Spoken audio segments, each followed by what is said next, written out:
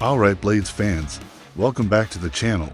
If you're new here, smash that subscribe button right now and join thousands of United supporters, getting the latest news first. Seriously, we're building a proper community here of dedicated Blades who want to stay on top of everything happening at Bramall Lane, and I don't want you to miss a single update. Today we've got 3 absolutely massive stories that could genuinely shape the rest of our season. And trust me, you're going to want to stick around for all of them. We're not talking about minor squad rotation here or some youth player nobody's heard of. These are stories that affect our promotion chances, our squad depth, and potentially our entire January transfer strategy. We're talking about Patrick Bamford's future hanging in the balance, with his contract expiring literally any day now. Potential movement in the transfer market with Harry Clark possibly making a return to Bramall Lane, and a Turkish club trying to snap up one of our own in Burrows with real money on the table. This is the kind of January drama that can absolutely make or break a promotion push. So let's not waste any time. Hit that like button right now, drop a comment letting me know where you're watching from, and let's get straight into it. Whether you're watching from Sheffield, somewhere else in England, or you're one of our international Blades, I want to hear from you. Right, let's dive in. Right, let's start with the absolute biggest one, Patrick Bamford, the man who's been absolutely brilliant for us since arriving in November, and now we're genuinely staring down the barrel of potentially losing him. Chris Wilder has come out with a surprising statement about the whole transfer saga, saying he's out of it when it comes to negotiations. Let me break this entire situation down for you because there's a lot to unpack here. Bamford joined us on a short-term deal back in November after leaving Leeds United, in what can only be described as an acrimonious summer departure. His contract was terminated at Ellen Road, and plenty of people wrote him off. 32 years old, injury-prone reputation, past his best. But we took a punt on him, and bloody hell, has it paid off or what? He's been absolutely sensational for us. 5 goals in 10 championship games. Now, I know some of you might be thinking that's just half a goal per game, but context matters here. That's the kind of consistent output that gets you promoted. He's been sharp when we've needed him. He's been clinical in front of goal, and most importantly for a player with his injury history, he's been available. For a striker of his experience and quality at championship level, those numbers are exactly what we needed during this crucial period. Now here's where it gets really interesting and frankly, a bit concerning. Wilder desperately wants to keep him. The gaffer has made no secret of that. The club is apparently in active talks with Bamford's representatives about sorting out a longer-term contract that would keep him at Bramall Lane beyond this month. But here's the problem. Nothing's been signed yet. Not a thing. And today's FA Cup match against Mansfield Town could genuinely be his last game in a Blades shirt, because his current short-term contract expires right after that match. Let that sink in for a second. Our top scorer in recent weeks, a man who's been absolutely vital to our promotion push, could be gone within days. Just gone. Free agent. Available to anyone who wants him. And you can bet there are plenty of clubs watching this situation very carefully indeed. Other championship clubs fighting for promotion have definitely noticed Bamford's return to form. You don't score 5 goals in 10 games at this level without people taking notice. Ipswich Town are reportedly sniffing around, which makes sense given they're in the promotion mix themselves and could use an experienced striker. When you've got a proven goal scorer banging them in at this level, everyone wants a piece of the action. But here's what Wilder said to the Sheffield Star, and I'm going to read this directly because it's really important you hear exactly what the gaffer said. I don't need to talk about Pat. In terms of a player, the profile of the player and what he's done for us, I'm out of it at the moment, and that doesn't mean I'm washing my hands of it. I've said what we need to do with the player, but the club are in negotiations with Pat's representatives. Now, that I'm out of it line is interesting, isn't it? On one level, it makes sense. The manager tells the board what he wants, the board and the agents negotiate the money, and the manager focuses on coaching. That's how it works at most clubs. But there's also a slight hint of frustration there, wouldn't you say? Like Wilder's done his bit. He's made it clear he wants Bamford to stay, and now he's having to wait while other people sort out the details. He went on to say, and this is crucial, I've been consistent in what I've said about Pat, that I believe there is an eagerness from him to play at this football club and to be a Sheffield United player, whether that's until the end of the season or for a slightly longer period. It's an ongoing process, and we'd all like to get it over the line. I think maybe the two main actors in this little story are myself and Pat. He wants it to happen, and I do, but the club needs to get the right deal. Pat's representatives need to get the right deal as well. But if all goes well, we can push forward with it as we speak. So both Bamford and Wilder want this to happen. That's clear. The player wants to stay. The manager wants him to stay. But it's down to the club and the agents to sort out the financial details and get the right deal done. The phrase "the right deal" is doing a lot of heavy lifting there, though. What's the right deal? Is it about the length of contract, the wages, performance bonuses, all of the above? Now let's talk about what this actually means for us on the pitch. Bamford isn't just a goal scorer, although obviously that's the most important thing. He's a proper leader on the pitch, someone who's been at the absolute highest level of English football, who knows exactly what it takes to get promoted from this division. His movement off the ball, his hold-up play, his ability to bring other players into the game and make them better. That's genuinely invaluable at this level. Look at his underlying stats this season because they tell a really impressive story. He's in the 96th percentile for non-penalty goals per 90 minutes compared to other strikers in the Championship. He's also in the 96th percentile for non-penalty expected goals, which means he's not just getting lucky, he's getting into the right positions consistently. The 88th percentile for total shots, the 96th percentile for expected assisted goals, and get this, he's in the 98th percentile for combined non-penalty expected goals and expected assisted goals. Those are elite numbers at championship level, genuinely elite. We're talking about a striker who's performing in the top 2% of his peers. For overall attacking output, that's not a player you just let walk away in January during a promotion push. That's madness. If we lose Bamford now, in the middle of January, during what could be the defining period of our entire season, that's an absolutely massive blow. We need to replace those goals, that experience, that physical presence up front. And let me tell you, finding someone of his caliber in the January transfer window is next to impossible. The market's massively inflated because everyone knows you're desperate. Every club holds their best players hostage for silly money.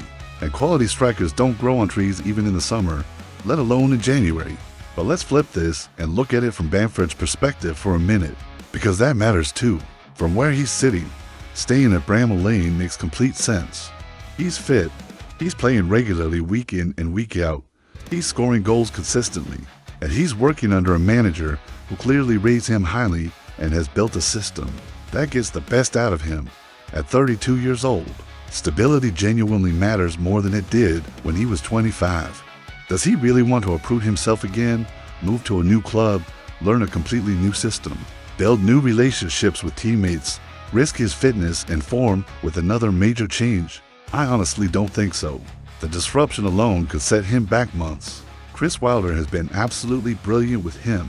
The Gaffers managed him perfectly, got him back to his very best, given him the confidence to express himself, and built the team around his strengths. You don't walk away from that easily, especially at this stage of your career.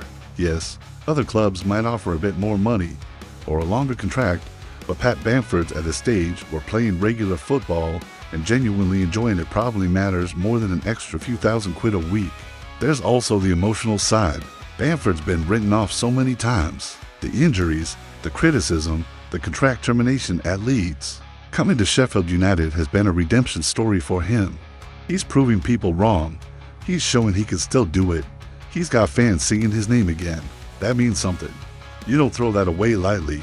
So here's my question for you lot, and I genuinely want to hear from everyone in the comments. Do you think Bamford will stay? Should we be offering him whatever it takes to keep him here? Or is there a sensible limit to what we should pay for a 32-year-old striker, even one performing as well as he is? What would you do if you were in charge? Drop your thoughts in the comments below because I genuinely want to know what the fan base is thinking about this absolutely crucial decision. And if you haven't already, make sure you're subscribed to the channel so you don't miss the update when this finally gets resolved. Hit that bell icon as well so you get notified the second we know what's happening with Bamford's future, right? Moving on to story number 2, and this one's all about potential reinforcements coming in. Harry Clark, remember him? The right back who was absolutely brilliant for us on loan last season during our promotion fight. Well, He's currently stuck at Ipswich Town, barely getting a sniff of first-team football. And guess what? He's in active talks to leave on loan this month. Kieran McKenna, the Ipswich manager, has come out and confirmed that Clark is in negotiations with another club. He didn't say which. One, about a loan move for the second half of the season.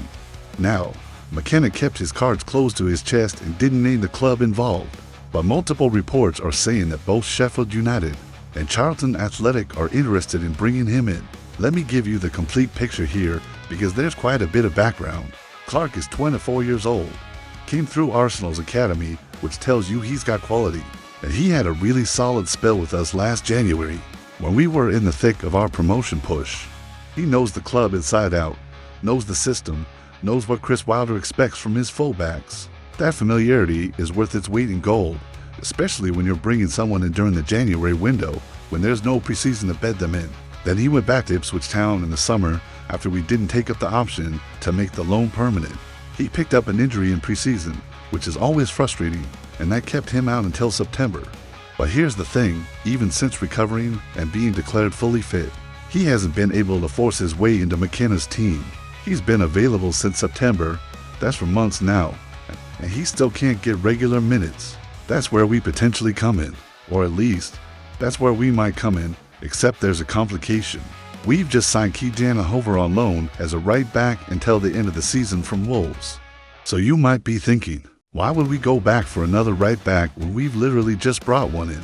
Well, there are several possible explanations. First, squad depth. We got absolutely destroyed by injuries last season in certain positions, and having proper cover is essential if you're serious about going up.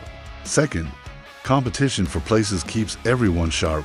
If Hover knows he's got genuine competition from Clark, he'll perform better. Same goes for Clark if he comes in. And third, maybe Wilder sees a tactical way to use both of them, rotating them depending on the opposition, keeping everyone fresh during this absolutely brutal run of fixtures we've got coming up. McKenna was pretty straightforward when he spoke to the press. He said, "There's a possibility. We'll see how things unfold over the weekend." But he's in talks with the club at the moment, so there is a possibility he goes out on loan for the second half of the season. That's pretty clear, really. Clark desperately needs games. Ipswich can't give him those games with the players they've got ahead of him, so a loan move makes perfect sense for everyone involved. Now, Charlton Athletic are also definitely in the mix for his signature, and to be completely honest, they might actually be the more likely destination. Think about it from Clark's perspective. Charlton are in League One, they need a right back, and they can offer him absolutely guaranteed starts week in, week out.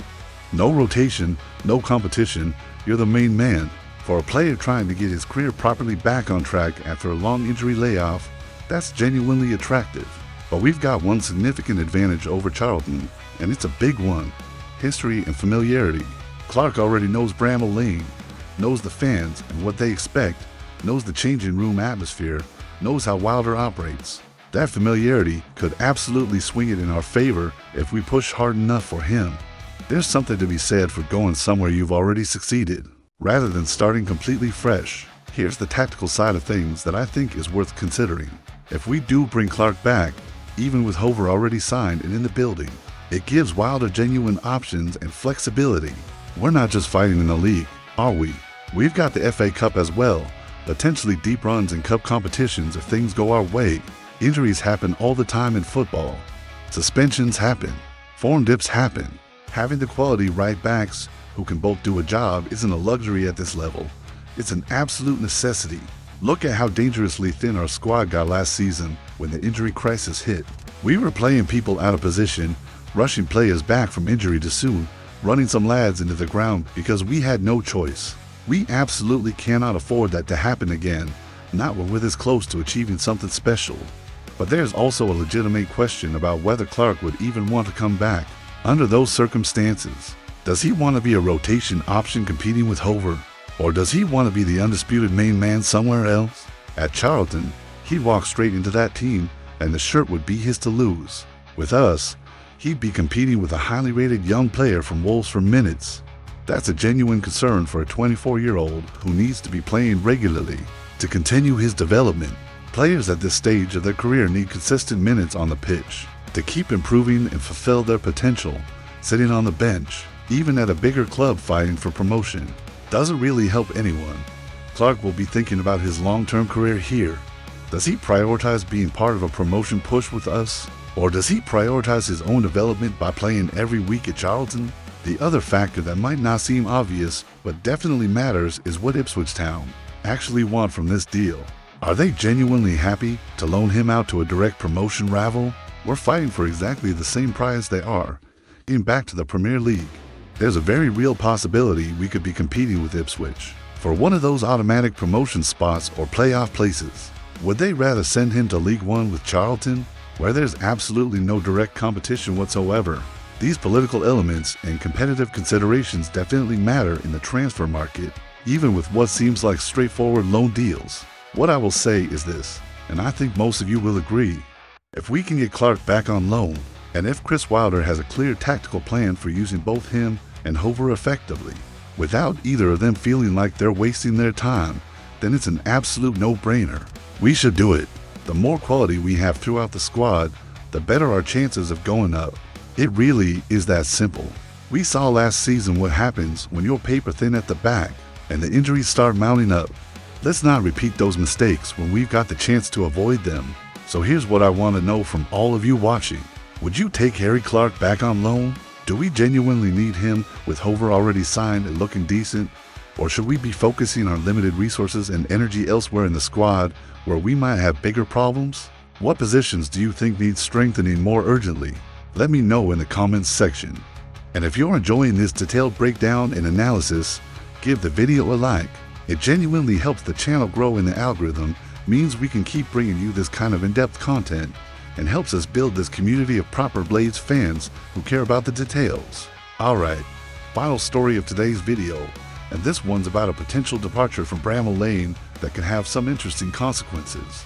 Harrison Burrows, the 23-year-old left back who's been in and out of the team in recent weeks. Trabzonspor, the big Turkish club, have made an actual bid for him with real money, and the club has rejected it out of hand. But this saga is very far from over, and there are some fascinating angles to consider here. Let's start with exactly what we know for certain. Burrows was an absolute regular starter at the beginning of the season, completely nailed down that left back position and made it his own. But in recent weeks under Chris Wilder's management, he's been rotated significantly more. Sometimes he's on the bench, sometimes he's starting. There doesn't seem to be a clear pattern. He's made 13 championship starts this season in total and scored 1 goal. He's under contract with us until June 2028, so we're not under any immediate pressure to sell him or cash in before losing him on a free. Trabzonspor came in with an opening offer of £3.5 million. Now, for a 23-year-old under contract for another 2.5 years. That's honestly quite insulting. The club rejected it immediately and without much consideration. Reports from multiple sources suggest we're holding out for a fee somewhere around £5 million, which seems much more reasonable for a player of his age and contract situation. Now, the Turkish club are apparently having internal discussions about whether to come back with an offer that meets our valuation. But here's the interesting twist that could change everything. They've got a whole list of other left-back targets they're also considering. It's not just Burrows or bust for them. According to Turkish media outlet Taka Gazete, they're also actively looking at Josip Chavarria from Rayo Vallecano in Spain, Jacques Ekimi from Angers in France, Pedro Bono from FC Famalicão in Portugal, Darlin Yanwa from Lorient in France, Christ Tate from AC Horsens in Denmark, and Flavio Nazinho from Cercle Brugge in Belgium. That's 6 other options they're considering alongside Burrows. That's a lot of alternatives on the table. So their interest in Burrows, while genuine right now, might cool off pretty quickly if they find better value elsewhere, or if another club is more willing to negotiate. These Turkish clubs often work like this. They cast a really wide net, approach loads of players, see who bites, and then focus on whoever's most available and affordable. From our perspective as Sheffield United, the big question is whether we even want to sell Burrows in the first place. Let's look at the arguments on both sides. In favor of keeping him, he's young and only 23. He's got obvious potential that could be developed further, and he's homegrown, which matters for squad registration rules. Those are 3 absolutely massive boxes ticked. Homegrown players are worth their weight in gold these days. But if he's genuinely not in Wilder's first choice plans going forward, and if someone's willing to pay £5 million for him, that's serious money that could be reinvested into other areas of the squad where we might have more pressing needs. We could bring in someone who's a better tactical fit for Wilder's specific system and what he wants from his fullbacks. The fundamental question is whether Wilder's recent rotation of Burrows is just tactical experimentation to see what works best, or whether it's a clear sign that he's not fully convinced by the player long term. Maybe the gaffer is trying different combinations and partnerships to see what clicks. Maybe he's carefully managing Burrows' fitness and workload to keep him fresh. Or maybe, just maybe, he's quietly open to selling if the price is right, and he's already got a replacement lined up that he prefers. $3.5 million is definitely too low for a 23-year-old with 4 years left on his contract. That's not even a question. But $5 million? That's a completely different conversation. That's the kind of money that genuinely lets you go shopping for a quality replacement. You could bring in an experienced championship left back who knows the division inside out and still have change left over. Or you could invest that money in another area of the pitch entirely, where we need strengthening even more urgently. But here's the significant risk that we have to consider carefully. We sell Burrows now in January, and then inevitably injuries hit because they always do. Suddenly we're absolutely scrambling for cover at left back with no good options available. The January transfer window is already notoriously thin for quality. Panic buying is expensive and rarely works out well, and you often end up with someone who's not quite good enough. You're usually better off keeping what you've got, even if it's not absolutely perfect, than selling and ending up desperate and overpaying for a mediocre replacement. Trabzonspor play in the Turkish Super League, which is a decent league with some quality, but it's not exactly the championship in terms of competitiveness and profile. For Burrows personally, it would be a completely new challenge, a new country and culture, and from what we can gather, pretty much guaranteed first-team football every week. At 23 years old, maybe that's genuinely appealing to him. Get out of the rotation situation, be the undisputed main man, experience a completely different style of football and prove yourself in a new environment. But there's also the massive factor of what he wants to achieve in his overall career. Does he want to go and play in Turkey? Or does he want to help Sheffield United get promoted to the Premier League and then play at the absolute highest level of English football next season? That's not a small consideration at all. The Premier League is the dream for the vast majority of English players growing up. Would he rather stick it out here, fight properly for his place, work hard to convince Wilder, and potentially be playing top-flight football at Bramall Lane next season? The club's decision makers will have to weigh all of this up very carefully. £5 million is £5 million, and that's real money that could strengthen the squad. But losing a young, capable left-back right in the middle of a promotion push is genuinely risky. Wilder will have the final say on this, I imagine, as he should. If he's got someone else specifically in mind to bring in as a replacement, if he genuinely doesn't see Burrows as part of his long-term plans and tactical setup, then maybe a sale makes sense. But if there's any doubt whatsoever, you keep him and work with what you've got. One more thing that's worth considering. Trabzonspor have a lot of other options they're actively looking at simultaneously. If they move on to one of those other 6 targets because they get a better deal, or someone's more available, this whole saga might blow over anyway, without us needing to make any difficult decisions. We might not even need to properly decide if they end up deciding Burrows is too expensive, or not worth the hassle of negotiating with us. So final question for you lot, and I really want to hear diverse opinions on this one. Would you sell Harrison Burrows for £5 million? Would you keep him and back him to regain his early season form and cement that spot? Or do you think there are better left-back options out there available in January that we should be actively targeting instead? Drop your thoughts in the comments below. Let's get a proper discussion going about this because it's a genuinely interesting dilemma. And don't forget to smash that like button if you haven't already. It takes 2 seconds and makes a massive difference. Right then, let's wrap this whole thing up and bring it all together.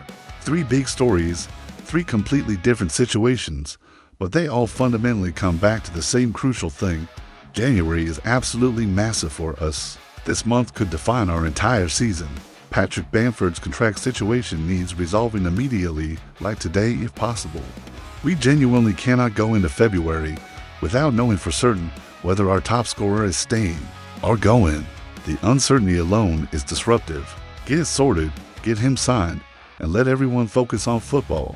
Harry Clark might be coming back to Bramall Lane, or he might not be, depending on whether we push hard enough and whether he fancies being part of a potential promotion rather than guaranteed starts at Charlton.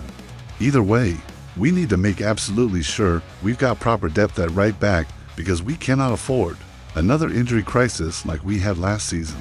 And Harrison Burrows has genuine interest from Trabzonspor in Turkey, which could potentially give us significant funds to strengthen elsewhere in the squad if Wilder decides that's the right tactical and strategic move for the team going forward. This is the reality of the championship. It's not just about what happens on the pitch during those 90 minutes on a Saturday. It's about making smart, well thought out decisions off the pitch, getting contracts sorted efficiently, bringing in the right reinforcements at the right price, managing the squad properly through a grueling season. Wilder's got an enormous amount on his plate right now, but if anyone can navigate this transfer window successfully and come out stronger, it's him. He's proven that before. Make sure you're subscribed to the channel, because we'll be covering every single development as it happens, however small. Hit that notification bell so you don't miss any updates when news breaks. If this video has been useful and informative, give it a like and share it with your fellow Blades fans on social media and WhatsApp groups. The more of us staying properly informed together, the better our community becomes. Drop your thoughts in the comments on all 3 stories.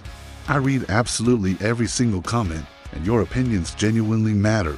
This channel is for the fans, by a fan, and I want to hear what you're all thinking about the current state of our club and where we're heading. We'll be back very soon with more Sheffield United news, analysis, and upgrades. Until then, keep the faith, back the boys, and let's push hard for promotion. Come on, you Blades.